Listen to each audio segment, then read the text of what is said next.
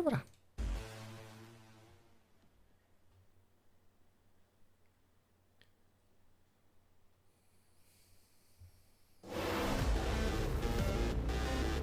Okay. Yeah. Let's go.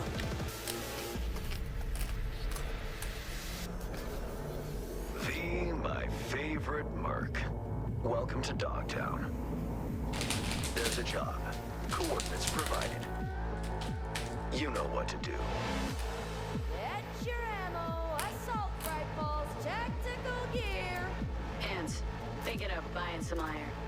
The logical choice. Nowe bronie. Damn. Snajpa ładna. You. Nowa katana elektryczna. Getting a ripper to overclock your chrome before the fight. No i nowe upgrade'iki. Okay. I'm ready. Get this show on the road. Slam the hammer.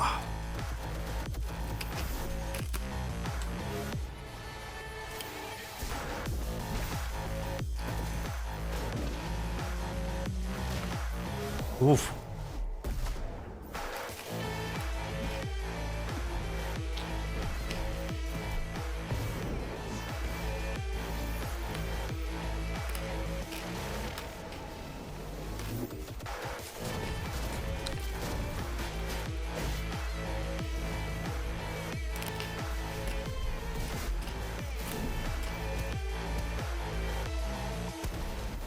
Job done. Premium work fee.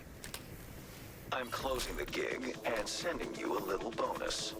Something that will spirit you home safely.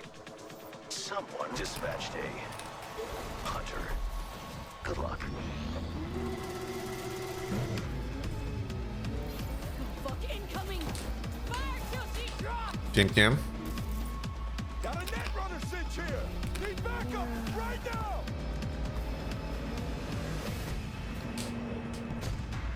Uff. No ciekawe są właśnie jak teraz będzie z policją, nie? Jak ja grałem, to była beznadziejna.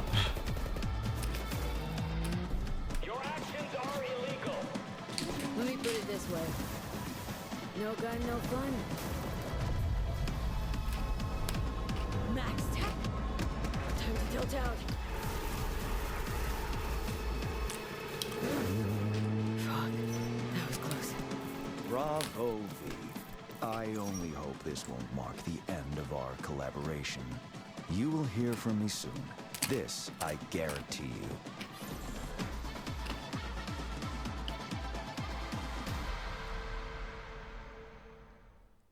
Hello everyone, I'm Amelia, I'm a senior community manager, and welcome to another episode of the Red Streams about Phantom Liberty and Update 2.0.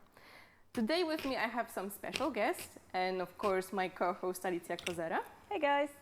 We have Kacper Niepokulczycki, lead environment artist. Thank you. And Gabe Amatangelo, game director. Hi everyone. Are you guys excited? Yeah. Super yeah, excited. yeah. Give us the cues. What do we need to say? Yeah, 1 second. What's next? So a few days ago, we showed you guys a new ways to play trailer for Cyberpunk 2077. And today in the stream, we're gonna take a deep dive in some of the features that have been showcased in the trailer. So we're gonna go through the reworked perks and the new relic tree from Phantom Liberty. We'll also show you a little bit of Dogtown and some characters that you're gonna meet in Phantom Liberty. We will show you the revamped police system in action, and also some of our brand new vehicle combat and car chases, together with new missions that are vehicle geeks. So as you can see, we have a lot to go through today. That means that we're gonna be jumping from one part of the game to another, and the gameplay that you're gonna see is pre-recorded. But we are here live with you, so if you have any questions for us, feel free to drop them in the chat. And we'll try to answer some of them. We'll also have some questions that we already gathered from our official forums and Discord. So we will finish the stream with short Q&A. So let's jump in. Yeah, Let's do it. we Let's ready? do it. Okay. Yes. So I think we will start with the Phantom Liberty beginning, if we can. So yeah, one of the questions that we often see on our socials is when we start the Phantom Liberty, you know, the level, the story was, you know, in the base game. So Yeah. Okay. So you can basically it's after the Brigitte. Or first off, no spoilers on Phantom Liberty, but it's very difficult to answer that question without spoiling a little bit of the base game. But the Voodoo Boys Brigitte portion of the storyline, after you finish that, is when this quest essentially unlocks. Now, as a player coming to the game for the first time, or even when you're coming back, if you want to skip ahead in character creation, there's a way to skip ahead to that moment and immediately jump into the Phantom Liberty action. And of course, if you have characters that are already, or saves that are already past that, immediately Songbird's going to reach out to you when you get into the game. And then if you happen to have saves that are before finishing that portion of it, then there will be in your journal telling you what you need to do to get to that point. But we have it integrated into the game such that you can be doing the Dogtown experience, that storyline, and the base game storyline and back and forth because it's all somewhat related. okay, and what if someone already finished the game? So if you finish the game, obviously your save will be before that point of no return point, and then yes, Songbird will hit you up and say, I got something for you, and then you can go from there. Right, we already received a call from Somi. She told us to go to the Dogtown gates. Can we actually maybe tell a bit more about Songbird herself? Who is she? What she's doing there? Sure. So she's on a plane right now with President Rosalind Myers. Dogtown is a district that there was the war there. That there was the front, and after the war, one of the colonels took control of it and had a falling out with the new United States, Kurt. And Kurt has hijacked basically control of the plane. This is what Songbird's telling you, and needs your help. There's no way that it can communicate with anyone except to you through the relic. So you are the sort of lifeline, their last resort to try to help intercept what's going to go on there. And you decide whether or not you want to answer the call. And of course, she says that, listen, I'm connecting to you through the relic. I know about the bomb ticking your head, and I'm a badass netrunner. I can solve this for you as long as you can solve this for me. And that is the deal. And you got to decide whether or not you want to jump in. So this is V's motivation, right? This is V's motivation at the beginning, yes. And we trust her. That's for players to find out. All right. Do you trust her? You can't ask me such things. Kacper, do you trust her? I think I'm on game this one. You guys have to play it and figure out for yourself. But Yes. it's a very intriguing story. All right, I know she's also giving us the new relic tree. Can we maybe talk about the new relic? Oh, I'm sorry to interrupt, but right here, this is quite a scene. She's showing you how badass she is. Yeah. Let's wait a beat, because I'm not sure. Has this been revealed yet? This hasn't been seen yet, right? This is the first time it's being seen. Yeah. Yeah, like if it's about me, I wouldn't trust her. So she's suppressing, because having both her and Johnny on the relic at the same time is causing an issue with like seizures with you there. And so she's like, listen, I'm going to suppress him for now, but it's for everyone's safety. He's still there, as I think you can see in some of the dialogue there. What was your question? I'm sorry, I went on that tangent because I wanted to highlight that. So she's the real deal. She's the real deal. Well, you know, she's a netrunner for the president, right? So she needs to be a badass, top right? netrunner for the new United States. Yeah. But yeah, coming back to the relic, right? We got a relic from her. Maybe we want to actually let players to get to that point watching this gameplay. Yeah, they're going to see that here in a moment. So basically, in addition to communicating through the relic and being able to suppress Johnny there, she is able to basically utilize, enhance it, and says, listen, I'm going to unlock some potential of this relic in your head, and this is going to unlock the skill tree, which I guess they're going to see in a moment there. Mm-hmm. And is this when I talk about what the skill tree does? Or? In a moment. Okay, sorry, I'm getting ahead. I guess Johnny is not happy to be suppressed by Songbird like that. I mean, I wouldn't. You'll find out how Johnny feels a little bit later in the story. Dogtown, not so sure. You'll need to get her out of the plane before anyone else does. Nothing's for free, Songbird. We should talk biz. Just got a taste of my abilities, I believe. There's more. I can cure you. Once and for all. Can't know how much I'd really love to believe you, but... I know, V. You've hit a dead end, Nowhere to turn. Been there, believe me. Consider this an advance. Your relic's crowded with clusters of corrupted data. Right. Okay, now. I'm done with that.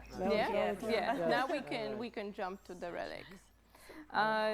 So yeah, we got the new relic tree. How does it work? So the relic tree essentially enhances various different cyberware. That's kind of the theme of it.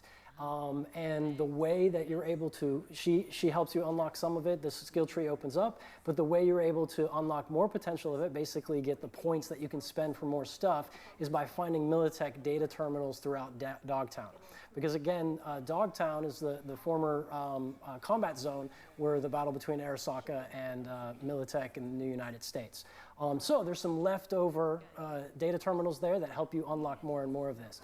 And the theme, there's a bunch of different type of abilities to unlock for different cyberware. I'm sorry, keep going? Okay. One, for example, is basically being able to not only enhance your own cyberware, but find vulnerabilities in other people's cyberware. So as your enemies are out there, you know, if you get headshots, if you get precise headshots, you get damage bonuses, whatnot. We've unlocked basically, it starts to target different locations where people's enemies' cyberware is vulnerable. So it kind of gives you another fun kind of like skill shot spot to hit. And if you hit that and you do enough damage to it, it then has sort of like an EMP explosion. So it's almost like AoE headshots, whereas headshots are like single target damage. This is kind of an AoE thing. So it adds a new tactical element. We've got things where like the gorilla arms that you have, you can really enhance it, and as you're doing damage with the gorilla arms, you can charge it up to then do, and again, I apologize, throughout this stream, I'm going to get the skill names wrong because we changed it so many times, so I don't remember the one, but I remember the themes of it. So you can knock the crap out of someone and then they go flying. I think we saw some of that in the trailer. Wygląda solidnie. You can charge it up and get like a really long range, like 30-meter plus leap out of it, which is really good. And for the overall gameplay kit of being able to kind of close gaps to snipers you see in the distance, stuff like that. With the monowire, you'll be able to put as a netrunner hacks through the monowire onto the enemies, and then as you further enhance it, you can then spread the hacks from the enemy that you put it to others with the monowire. The optical camo gets an enhancement for this tree as well, where you're able to like fully kind of just like vanish, like poof, out of combat if you want to reset kind of the stealth gameplay loop, if you mess up, or if you want to jump in and get revealed tactically for a reason and then pop out, you can enhance it that way. It goes on and on and on. Okay, so we explained some of those new perks, but how you actually leveled this new tree. That's what I was saying. It was the data terminals throughout Dogtown, so it's exploration. Okay, so as you can find them throughout your exploration of Dogtown. So if you level up normally, you will not get the point. Right, yeah, this is not through the leveling up, this is through exploration to get those points. Okay. Leveling up, of course, still gives you the perk points, which we'll talk about in a little bit, obviously. I think we can clear this because I'm not sure if it was coming through. Yeah. You have to explore Dogtown to find those. They're not marked, they're not shown. You have to find them. It's exploration. Exactly. It just you'll hear audio cues, hints as you're getting closer. Ma to sens, bo jednak jest to coś placing them in places that are potężnego. So Vault 2 and whatnot. Są relikty właśnie. Start as the, Phantom Liberty standalone, right? How many points do we get at the beginning, or we just start with 0? So if you do the Phantom Liberty standalone, you get your first set of points from her that allows you to pick sort of one of the foundation ones. And then as you explore, you get one more point for each of the data terminals you have. And I can't remember the exact number of points overall, but obviously if you find them all, you can fill up the tree. All right. Right, so now we can actually jump into the juicy gameplay details. I know you've been dying to tell us a bit more about the gameplay that we are preparing. So sit comfortable. You're ready. All right. So we prepared the build, the solo build, for our players to see. And I also wanted to ask about the perks reset and the attribute reset. Can we maybe share some information about that before we jump to the Sure. So everyone is going to be able to, with your save files, your characters, you'll be able to reset your attributes once. And we're doing this obviously because we did a big revamp of the system. And your relic, or I'm sorry, not your relic, but your perk points, you'll be able to respend, but you'll also be able to do it on the fly. Not while you're in combat, but whenever you can refund and readjust stuff and find the way you want to play. So that answers the question, I think. Yeah, yeah. Right, so we ready with the gameplay? Let's go. So yeah, like I mentioned, we prepared a short showcase of the new skills and perks for the solo build. So yeah, Gabe, floor is yours. I know this is your favorite way to play. You're carrying the whole show right now. Oh, so okay, yeah, we're going to the body tree. So, and I can't quite see which ones we're looking at, but the body tree, basically, we have a bunch of different things, you know, that are in that theme. Because overall, the way we approached it is that we wanted to say, okay, if we're in this like dark future, there's cyberware, what are the different fantasies, the different gameplay loops, the different ways you want to experience the world, and which ones are missing, which ones do we need to add? And one that we felt that wasn't fully fleshed out, or you felt viscerally, if you will, is this like sort of like Terminator, you know, type cyberware where you're just in there in the thick of it. So one of the things on the tree is you can get it to where you're the heavy machine guns. If you remember, the heavy machine guns of the base game are like brrr, whatever. Now if you got the strength, you can really keep it steady and, you know, and just melt people with it. The other thing is that the overall theme of this is to be in the midst of the action. So the more you're pushing your fight, there's this adrenaline thing, and the adrenaline meter goes up, and it's sort of this extra level of health or whatever. And if you can do the overhand slam, Quake, I think is what we call it now, bam, and the more people you catch in it, the more, you know, health that comes back. And so it's all about being in the thick of it and in the midst of the crossfire, but as long as you keep pressing that attack, you can survive. And there's various different ways to mitigate stuff. And then, of course, if there's a sniper in the distance, you can pick up a body and throw it at them. So we give the kit, the full kit, to deal with all the different dynamics in a different way, right? To really just feel different. And crap, there was one there that I just, oh yeah. So what kind of pairs pretty well with the body tree, which I think they showed there a little bit, is on one of the sides of the tech tree, you can unlock the ability to go even higher with your cyberware. So there's a cyberware limit, and then in the tech tree, if you get the right perks, you can kind of push past that limit. However, if you push past that limit, you're at risk of getting into what we call, it's the Edge Runner perk, by the way, is the name of one of them, of course, right? But you can get into a Fury mode, where essentially you're overloading and you're starting to receive like damage. You have your health max is lower and that kind of stuff. But it pairs really well with this build because you can keep getting adrenaline and regaining your health, right? Yeah. So it's one that just happens to, I mean, I can't wait to see all the different builds that the players find and how they mix and match. This is just one way to mix and match like body and tech, and kind of has that fantasy fulfillment. And I have a lot of fun playing that one myself. Oh, and of course, how can I miss? So another way you can close gaps is you can charge, and then you knock people back like bowling pins, and that's a good one for closing gaps. And if you get certain perks, you can. I'm talking too fast, aren't I? No. I'm talking too fast. It's okay. I get excited. I get excited. You get excited. Yeah. There it goes. That was like a gratuitous throw there, which is fun to do, of course, as well. But you feel really satisfied if you see an enemy in the distance and you throw and you arc it just right, and bam, you splat them. It's so much fun. So you actually touched already the Edge Runner perk, but what I would like us to clarify that player is not getting cyber psychosis, right? Correct. Yeah, no, I saw there was some, so pushing the limit and getting into the Fury state, you're not ever gonna like lose control of your character and start shooting civilians and stuff like that. Like it's like that's not like, but if you do, get to the point where you start on your own agency creating mayhem, definitely the police, which we'll talk about later, will start labeling you as a cyber psycho, because essentially you have the agency and you are behaving that way. So you can but you don't lose control of your character. Yes, you can role play it. And you can push that limit, much like David did in the anime, where it's like your health is at a compromise, but you keep pulling it. And we call that the Edge Runner and the Fury limit that you're pushing. All right. Casper, do you have your favorite?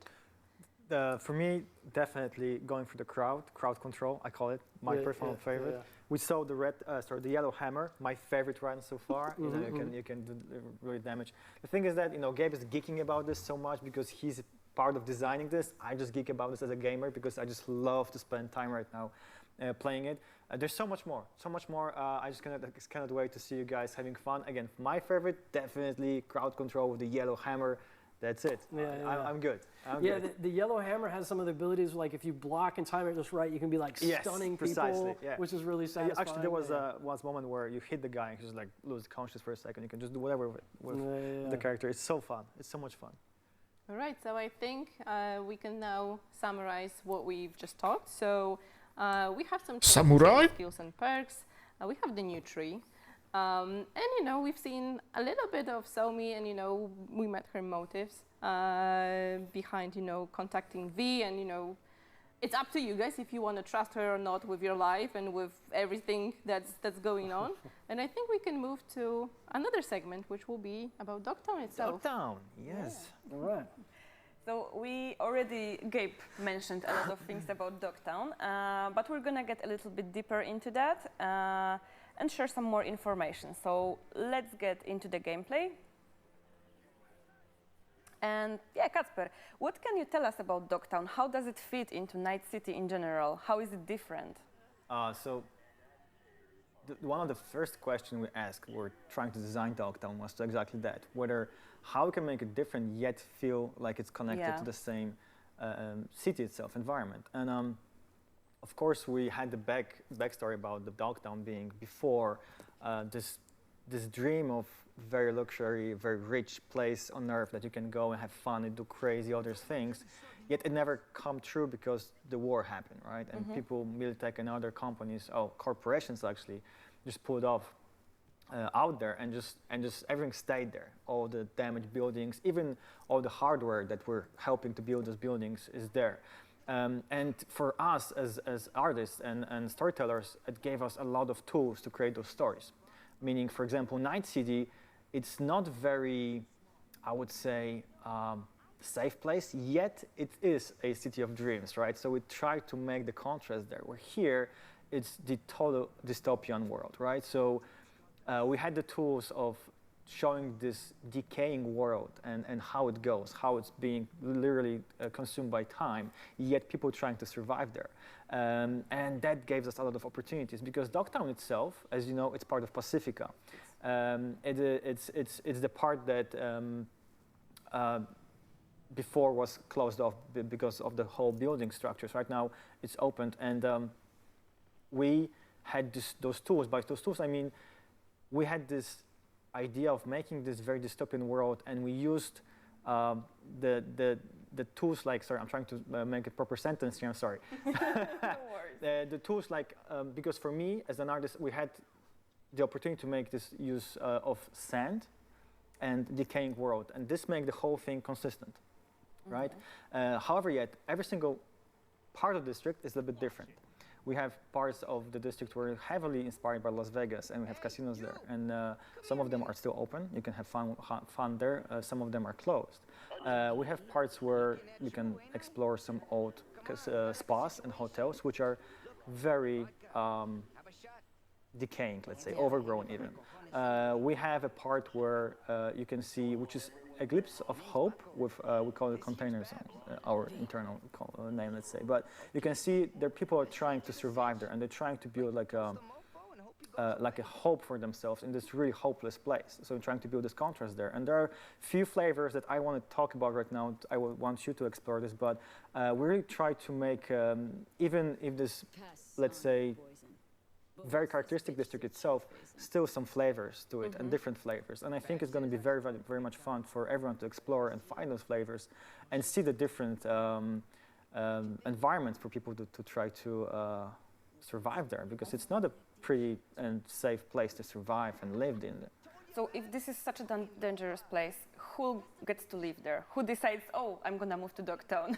I don't think it's like anyone woke up one morning and said, I want to change something in my life, and then go there living, because that's probably not the best place to go. However, there's a lot of different social layers, I would say, in Dogtown. We can start with all the people that are trying to escape from law, meaning NCPD, and trying to hide there. Maybe even conduct business, which is probably illegal there, but you can do crazy shit in Dogtown, because why not?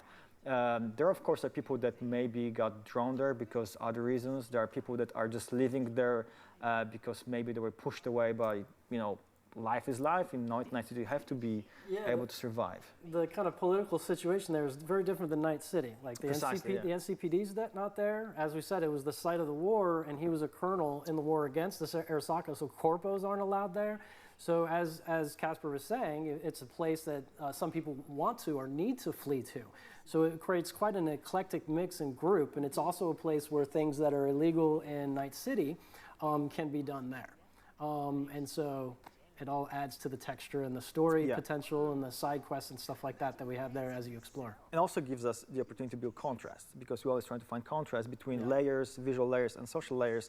And here it's a lot of layers on top of each other, creating those contrasts. So I think it's very cool. And we hope at the very beginning, when you see the big gate, and you know, Somi's trying to get you past that gate into there, that we give you that feeling. You hear on the megaphones, and I'm not sure if the audio played there for them, but you hear on the megaphones where Kurt is saying, like, you know, no NCPD, no corpos, so on and so forth allowed there. And you even have scenes where NCPD is trying to get in, and the bar guest, his militia, is like back. Wait, am I allowed to curse? Yeah. Am I allowed to curse? I don't know. One per stream. Back the F up.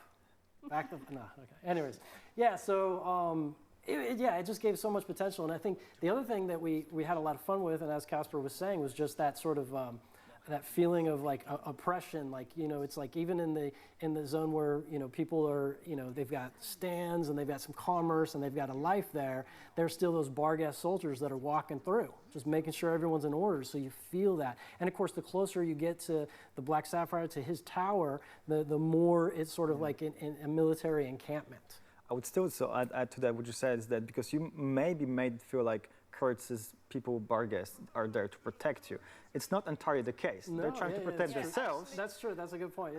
But they're trying to maybe just make sure that they're okay, but they don't care about you. Okay, but let's circle back a little bit. Okay, bar guest and Kurt. Who are they? Because Pacifica, we always thought it's like Voodoo Boys mostly, that's their turf. True. But Dogtown is controlled by Barghest, and the leader of Barghest is Kurt. It's Kurt. Right? Yeah, I think we have to make sure that it's called clear.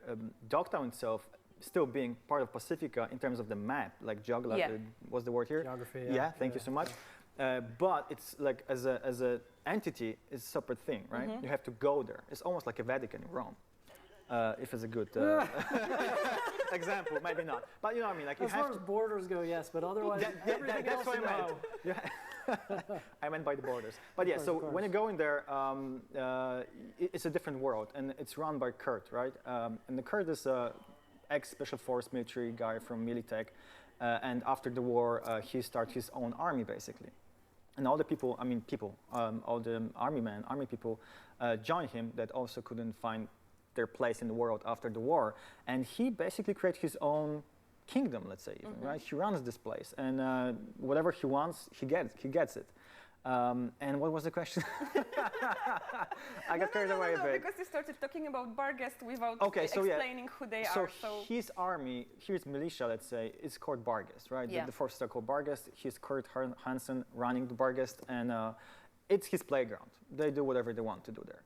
Of course, he's also a businessman, but I don't know how far we can go there. We can leave it here. Okay, people can meet Kurt on their own and find out more about it. In this playthrough, they have seen a peek into Kurt's life, everyday life. But okay, that's it about Kurt. Let's go into Rosalind Myers, because she is another very important character. Gabe already told us a little bit about her. She gets lost in Dogtown with her Space Force One being destroyed and shot down from the sky, and we meet her. So let's see on the gameplay Rosalind Myers, and can you tell us a little bit more about her? Yeah, so she is the president, and we get shot down there, and we find out that you know, she's someone who can hold her own, but she definitely needs assistance in getting out, and it's just the two of you. And you're trying to kind of find your way and escape, you know, Kurt and his crew who are chasing you. So it's kind of a fun kind of like look around every corner in the first. I'm always hesitant. I don't want to spoil too much, but in the first sort of segment of gameplay, and in this scene here, we're seeing in a hideout, and I'm not sure if the audio is playing or whatever, but they're listening to Kurt And this kind of goes to the point that you're trying to say. He's he's not just all brute. He's a smart politician, and he's playing a political game here with the propaganda machine, if you will, to say that this is a ploy. The president isn't really there, so everyone look away while he does what he wants to do. He's like, they're just trying to position Night City to be able to reinvade my place here, and they're trying to take advantage of this. So he's really putting everyone in a difficult situation politically, such that he can maintain his power and, of course, keep the president at risk. And you are, I'm not going to spoil anything more, but yeah. That's it. Okay, so let's recap. We get contacted by Songbird to help the president. Kurt is the dangerous guy in here. So how does Solomon Reed fit into the picture? What is he doing in Dogtown? I mean, he's our amazing Idris Elba portrait character. So he's amazing. Yeah. So was this for me or for Casper? I don't know. I don't know how far we can go here. Okay. We can say who he is. He's a sleeper agent. Yeah, he's a sleeper agent. Yeah.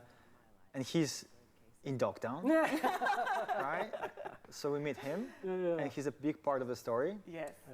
He's awesome. So I'm really struggling here. I know. I'm with you. I've been asked this before on some other ones, and I hesitate. But he's got a complicated past with Rosalind Myers, Songbird, but he is such a badass agent that was instrumental in the war that was there previously, that they basically have no choice but to kind of call back on him here. And, the kind of drama begins, but at the same time, he's someone who has very much trying in this dark, future, wanting to find purpose in the cause, in Noosa, and that kind of stuff. And so it's complicated, right? Like, that's how we like to set it up. We like to cut out the complicated drama. I mean, the whole, district, Dogtown, everything sounds really complicated, and, like, always with kind of two sides of the coin, right? The thing is that I feel like the only thing that we should be not spoiling is that we shouldn't put any perspective. Everyone has their own agenda. I'm sorry. Yeah, for sure. And it's really cool because when you don't know the story, it's really tricky to know how to behave, let's say, in the situation. And I love this. Yeah. And I love this because you're on the edge all the time. Okay. And before we actually move on, we have a question from the Twitch chat. Oh, all right. For you, Kacper. Oh my God. From Prostame. I'm sorry if I pronounced it wrong. How did you approach navigation around Dogtown and the visual clues? Okay, that's a great question. It's a very important question as well. So thank you so much for that. We always try to find any landmarks that will make the player understand navigation points. Even if we would be able to take away the map, the mini-map, you should be able to find yourself and navigate through Dogtown. The thing is that Dogtown itself, you probably saw it from the trailers, it's like a very U-shaped structure. So it's easy to navigate to see whether or not you are looking at the big buildings or other big buildings, which are very different. When you're going to see it, you're going to understand it. But also when you go slightly deeper into smaller environments, we always try to put like small cues or buildings or even lights, because lights and shapes, they're the best tool to use for navigation. Going, let's say, even deeper into some parts of the Dogtown, we use things like tools like cables or colors or even things that you can just literally follow to find a path or something. So there's plenty of things that we used across Dogtown, and I really hope it works well, but I'm waiting for the feedback from you guys. You'll be the judges. Yeah, exactly. Okay, guys, so before we wrap up this Dogtown segment, I know that our community had a lot of questions about, can we expect a new apartment for V in this district? Yes. Gabe's like, Gabe? yes. Simple answer. You will, yeah. It's awesome. And it plays it's into the main storyline, yeah. so not going to say any more than that other than yes. Oh, and it's super cool and unique. Yeah. It makes sense. And one more, we have so many amazing characters. So we already talked about Somi, Reed, Kurt, Myers. Are there any Coś czuję, że to mieszkanie będzie in Phantom Liberty for V? No. jakieś giga wypaśne. There's not. And here's the thing: is like we talked about it, and it's like, okay, this situation in this story, again, without spoiling too much, there was never like a moment in which it's like, okay, let's force romance and sex on you. It just didn't want, it was like, it would be exploitive. It didn't go with the rhythm of the story we were trying to tell. And so it's not there. Yeah, absolutely. Yeah, I think V will be busy with something else. Yes. All right, thank you guys. So to sum up, we have Gdzie zajęta czymś innym? district straight in Pacifica. The district is run by Barguest, whose leader is Kurt Hansen. This is basically a city within Night City with their own laws, law enforcement, etc. And in Dogtown, we're gonna meet Kurt Hansen, Rosalind Myers, Solomon Reed, and many, many other characters that we want you to discover for yourself. And now we can go into something that was super highly anticipated by everyone. Yeah, I think like What is it? Yeah. we've had like millions questions about it. Since the release of the game. Already, yeah? So we're gonna talk about the police. Ooh. Yeah. All right. I know.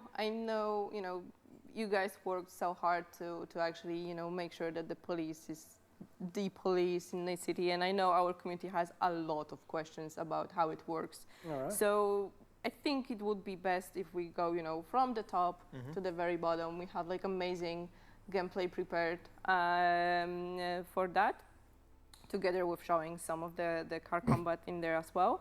No, pokażcie, nie to gadacie. Let's just jump right into it. All right, so I see we have this new car. I believe it's a new one, if I remember correctly from the gameplay, and it shoots, so it has to be a new one. Okay, all right. So I just start from the top? Can we talk about why can we shoot from Because the it's car? awesome. That's why we can shoot. And right now we've got some mounted Ponieważ wzięli, zaczerpnęli z GTA. So vehicles, all of them you can use your pistols, your SMGs, and shoot from it. The vehicles, some vehicles have mounted turrets, of which we're demonstrating there, and then some vehicles have missile racks as well.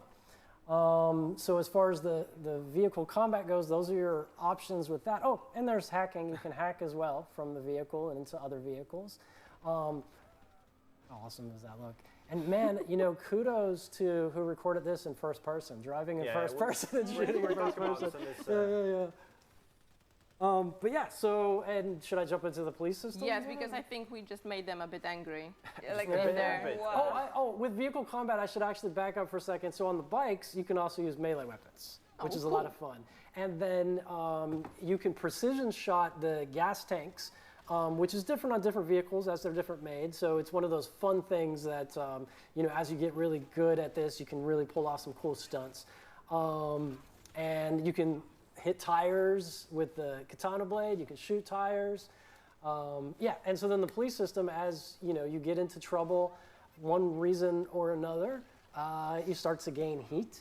And when the police show up, at first they're just like, okay, where did the action happen? Where did the crime happen? Or where did we get called for whatever reason and whatever kind of quest or whatever? And I try not to spoil things, but when they show up at the scene, if you're still at the scene, then of course you get into combat, but you might want to go. But if you start to really crank up the heat, then they'll send more people at you. And they have tactics. They try to run you off the road. They try to T-bone. It's so much fun when you're going full speed and suddenly, bam! It's like, we got those moments. It's really cool. So, and then if you really crank up the heat, they start to bring out their own weaponized vehicles.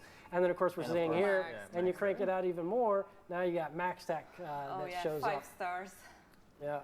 And when MaxTac shows up, so if you're in a vehicle and MaxTac's trying to get you, you'll see on the screen they're trying to hack your vehicle to stop you. And then if your vehicle gets hacked, then they show up in an AV, or if you're on foot already, and 4 MaxTac come out. There's 5 different archetypes, and it's a random 4 of the 5 different archetypes that come out to fight you. And one of the things is, like, as those of you who know you've played, there's difficulty modes, right? And you put on lower difficulty modes, guys are actually easier. However, with MaxTac, no. So they just have like one level hard. Minimum is hard. Minimum is hard, and there's a minimum level as well. So there is no story mode for MaxTac. So the moral is don't do crime. Yeah. Well, yeah, I mean, because the thing is you don't get to this level unless you want it. You really got to push for this level, right, to get it here. And so if you're engaging in that, we want to make sure that MaxTac is an encounter. Yeah, so what should I go into? I mean, I could talk forever about this stuff. There's just so much. I don't know. I was playing and I was randomly just driving and was trying to get rid of the police. And the more I tried getting rid of them, the more of them were showing up. So I actually reached max stack this way because I just wanted them to leave me alone. Yeah, I just actually wanted to ask, like, what's the, the search loop for the police? Like, can you just, like, I know you can run away from them, but you have to just run and run and run, because I manage that. But is it difficult, or at some point they just so there's nobody there, let's drop the search? Yeah. So as far as 1, 2, 3 stars, you maneuver away. It's I mean we try to strike the balance of the realism, but also the agency of being like I'm trying to get out of this. And I'm not sure what's shown in this video, but we show you, like, we expand the radar, we show the circles, and we like to, internally, we call it the Pac-Man game. Because, like, if you've got, like, 2, 3, even 4 stars to some extent, you'll see little circles of their cone of visions or whatever. And you can navigate in the roads and avoid them and that kind of thing or whatnot. And then, of course, if you get on foot, it's a little bit easier to lose them. So you should be familiar with that kind of right there. And then, of course, if you go into quest areas and there's a quest you want to pursue, we tone it down appropriately for the quest as well. Okay. Yeah. Also, I don't know if we can see that here, but I remember when I was playing and I had police on my ass. I actually had the gang members. Yes, that's my one. I had actually gang members, helping me to fight the police. Is that the case as well? Like for most of the gangs, or I was just lucky. Well, I mean, and I've talked about this in other interviews, but one of the important points is that the player is an agent that does stuff and it affects the world, but we also have other agents in the world, and we've also done a number of different enhancements on that front. You might see like 2 gangs just like chasing each other. You might see cops chasing some gangsters or whatever. It has nothing to do with you. It's happening in the world. The world's alive. Now, you can interfere, and particularly going back to Dogtown, if you see like a caravan doing a weapons transport or whatever, or there's an airdrop or whatever, and Kurt's militia's coming to pick it up, you can intercept, and maybe there's some cool loot to be found there or whatnot. But it's the same thing here. Like if you're into it with the police, no, to można się bawić z tą policją. It could be a mix. Ale ciekawe jest to, że laska mówiła, że uciekało i coraz więcej było ich. Pytanie, jak to działa do końca? Go back to the hit system, because we have the stars, but can we actually explain how you can get the stars? Like, so if I shoot someone randomly on the street, do I get already 1 star, 2 stars, or do I actually have to run through like a bunch of people to get like 3 stars? Well, so if you commit any crime, you get a star. Like that, any crime. If you run someone over, if you shoot someone intentionally, you get a star. Now, especially when you get into Dogtown, but also in some other situations, you might get some stars based on quest situations, like things that are happening. And how do you? I mean, there's a formula and it's a gradient. So I can't say exactly like, okay, if you killed 3 people, it's an important point. It varies by district and neighborhood. And funding, right? Because part of the Cyberpunk world, Night City, and the story, it's socioeconomic. So they care a bit more than others. I mean, always one person, it's a star, it's a crime. But how far do they escalate? Do they send in the big guns? Do they send in max tech? It really depends on the funding in the district. And you also hear different, the police have different comments about what district and how much they care what they're going to do and that kind of to działa w ten sposób, triangulation position. Police, like, and will NCPD go there? I mean, police is not allowed there, right? The thing is that there's no NCPD, right? The Bargas are there, and we said like they're trying to keep the district safe, but they're not that much trying to protect you. But still, if you're going to shoot them, they will try to shoot you back. And the same system goes: the more you shoot Bargas, the more you shoot people, the more stars they will have. They have different units. They have different vehicles. Can we talk what's going to happen over 5 stars in Dogtown? Or? Well, it's a little bit of a spoiler. You already answered. I mean, it's okay, fine. Never mind. At any rate, there's different units, but But I mean, no, in Dogtown, max tech will show up, because if there's someone that's at that level and it's cyber psychosis, like because you're causing that much mayhem, that's essentially what it is. Again, player agency-wise, it's not like we take over your character and then you're doing a cyber psychosis thing. then yes, MaxTac will show up in Dogtown. But otherwise, it is the Barghest militia. All right. Can we defeat Oh. MaxTac? I know Sebastian is already killing them. Someone's doing great jobs surviving such a long time with MaxTac. So Yeah. He was trying to show how badass he is. I get it. But no, and the other thing to note is in Badlands, it's Militech. Militech is out there. All right. In the Badlands, as far as the units go, with the heat system. All right. So I think we covered most of the police feature. If you guys have any questions, please drop them on our forums and Discord. So we will try to clarify anything that's unclear, or if you want to know more during the next stream as well, with maybe the same guest or maybe with someone else. We actually have a cool question from our Twitch chat. So we can run from the police, we can fight with the police, but can we bribe them? No, we don't have a bribing. Took a second there. Yeah. Sorry, I was just watching. I wanted to see what he did. He did Quake, which is really fun because when you do the slam, it does physics on vehicles, and you get some nice. But that's props for him for really surviving such a long time. MaxTac. All right, what's the next question?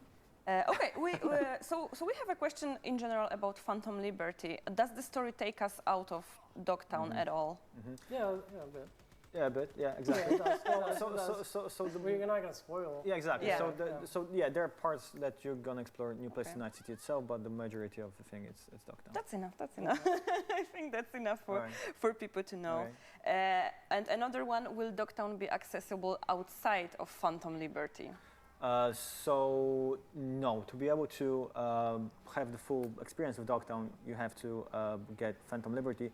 However, for people that don't get Phantom Liberty, you're going to be able to see Phantom Liberty, Dogtown, from let's say from perspective of someone that cannot get in there. So you're going to see the whole thing. You're going to see the gates. You're going to see people standing trying to get there, but you will not be able to get because you don't have the access to it. So you will see the gate. Exactly. You will see the gate. You will see horizon, the vista itself. It's there, but you will not be able to get in. Okay.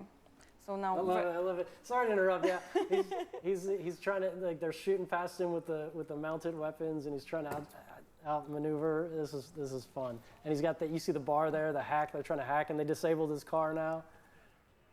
And he's trying to run from the with from the my next favorite TV. weapon here. Look at that. The bat. All right, what's the next one? What's the next question? Oh, you like the questions? Well, I mean, I don't know. What's the next part in the script? Like, what do we I mean, we're gonna go. If you want to talk a little bit more about the car combat, this is perfect place as well. I can just talk about this from the perspective of the player. Okay. Right, which is when I remember you told me at some point like we're gonna get there. I was like, okay, fine, but I had no idea how fun it's gonna be, because it's really really fun. And from one point of view, being fun is that it also gives so much more fun factor to the whole thing, right? You can just take your car and even wreak havoc over Night City itself. And that combined with police system, trying to get away from them, fight them, it's really awesome gameplay loop, and I really have fun so much with it. So I'm just trying to say that this is just awesome. It's one of the best features I feel like we're introducing here, from my perspective, of course.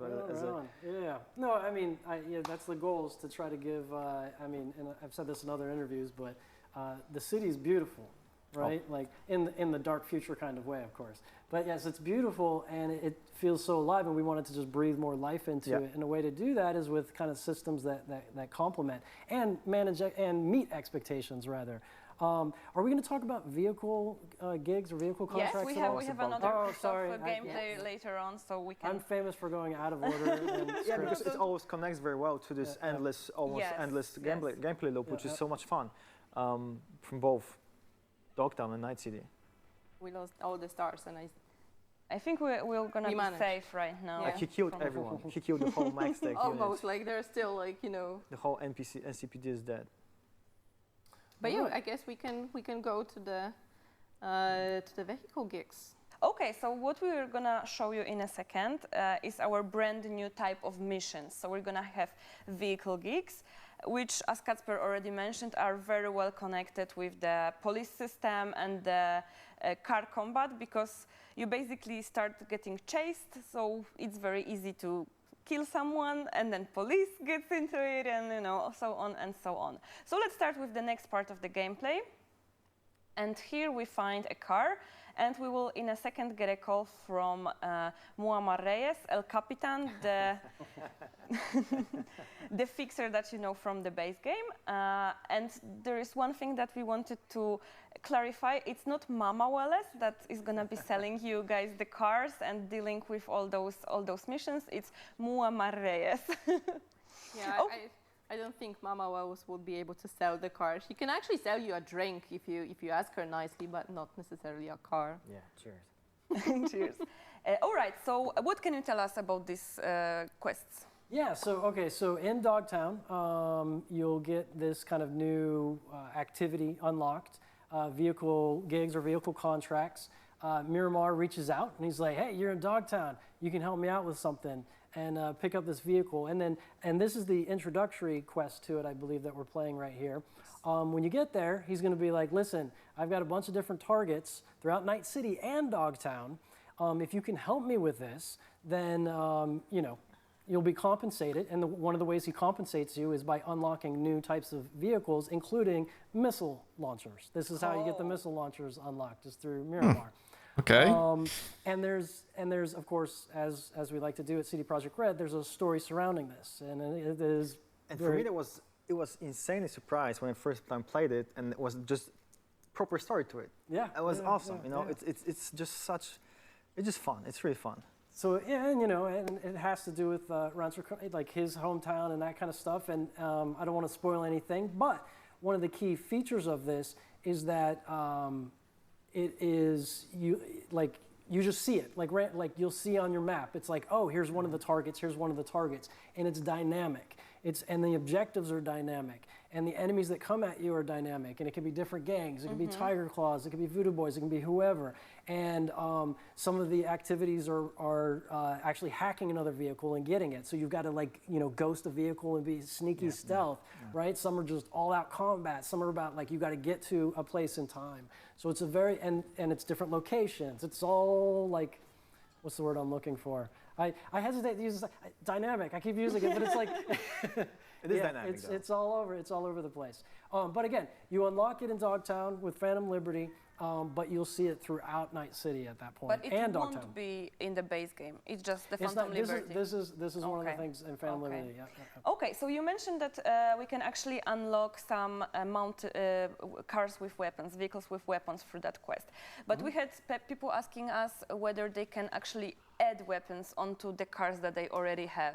No, it's preset. Though there are some vehicles in the base game that you already purchased or you already got, and we did add weapons to it because it was kind of supposed to be there. So yeah, there's some of that. Okay, cool. So you mentioned that you can also do the hacking during car combat. Yeah. Do you have to be a netrunner to do that? You have to be a netrunner. Well, I mean, we've got this open class system, right? Yeah, so you can be a hybridized netrunner. You can be a smidge of a netrunner. You just need some cyber deck. You need a cyber deck and you need a perk to unlock it. But the better of a netrunner you are, the more different hacks on vehicles you unlock. So. And so you can hack the actual vehicles, but you can also hack passengers inside of vehicles. Ah, okay. And when you hack the vehicles, some of the vehicle hacks that we have is and this is a fun one in chases, is to make them lose control of their car and steer off and crash, or even force brakes. And of course, one of the really powerful ones are to detonate. You can detonate the car on them. And then probably the most fun one is you can remote control a vehicle. So, really? By hacking. Yeah. So you can remote control a vehicle. You're hacking. I got to remember to look at the red camera. Yes. Sorry guys, I'm not so great at that. But yeah, you can remote control it. A sandbox of combat, if you will. Decide if you want to drive it into people and into enemies, not people, enemies. Yeah. All right, that's super cool. Okay, so we are dropping by the car to El Capitan. Yeah. And that's how the story ends, but we're also not gonna show you everything. And if you guys have a tail, so if the police is chasing you or the gangs are chasing you need to lose them. El so Capitan. You want to give back the car to El Capitan by then. El Capitan. Yeah, and try to not destroy the car. you know, as much as you can, because, you know, he will probably comment on that. Like, why are you bringing me this ruin? Why, you know, we had a deal, V. If you want to earn more, yes, definitely. Definitely. Okay, cool, guys. So we can start finish watching this gameplay, but this is actually the last gameplay part of this stream that we have prepared today. I know that this is not all of the topics that have been mentioned in the new ways to play trailer. We're gonna get back to that in our next stream soon. But let's sum up. We told you about the revamped perks. You actually could see all of the trees that we reworked. They're less perks, but they are more impactful right now. Am I correct? Yeah, I would say overall, but there is just so many more like actual action perks. So many more like things to do now, like a crazy amount more. Okay, and this is coming with update 2.0, right? It is. Yes. It's not only Phantom Liberty. Great. Yeah. Great. Is this where we talk about that part? Yes, we can. We summarize everything and we tell people what is coming in the update and what is coming in the expansion. All right, yeah. So the perk overhaul, all the new ways to play, the new ways that we revamped the Netrunner, the body, the strong solo, the fast solo, the techie, all the different hybrid combinations you guys are going to think of. Yep, that's all in 2.0. The revamp of the police system, the max tech fights, all that is in 2.0. Then we have the relic skill tree that obviously That's Phantom Liberty, Dogtown District, also Phantom Liberty, Reed, Solomon Reed, Songbird, Myers, Kurt, Barghest, also Phantom Liberty. Car combat.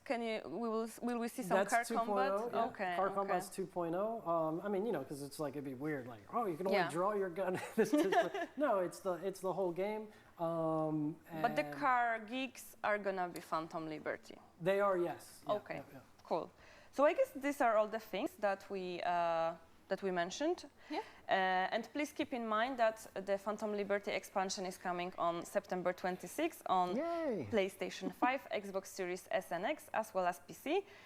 And update 2.0 is coming a little bit before that. Yeah, so I guess we can move to the Q&A session. Yes. We picked some of the questions from our community that you guys sent over to us during last few days, and yeah, we can start. So the first question would be by Showstopper. Will Netrunner have a significant change? Okej. I spoko. Pytania kart jakoś mocno nie są ważne, ale dobrnęliśmy do końca to, co omawiali, ale spoko. Bardzo spoko, elegancko.